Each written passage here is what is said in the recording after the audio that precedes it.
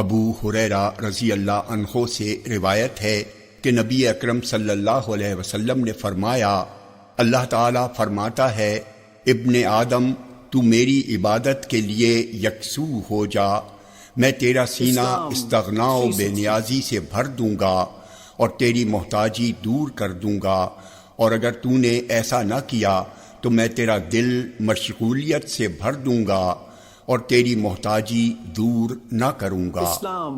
جامع ترمذی حدیث نمبر 2466۔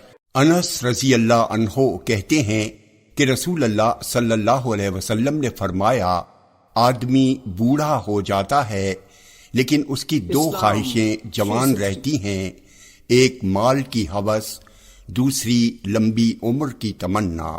جامع ترمذی حدیث نمبر 2455۔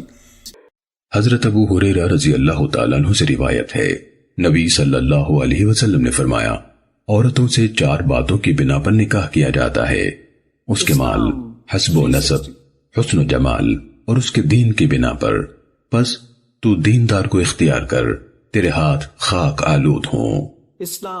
سنن ابو داود حدیث نمبر 2047۔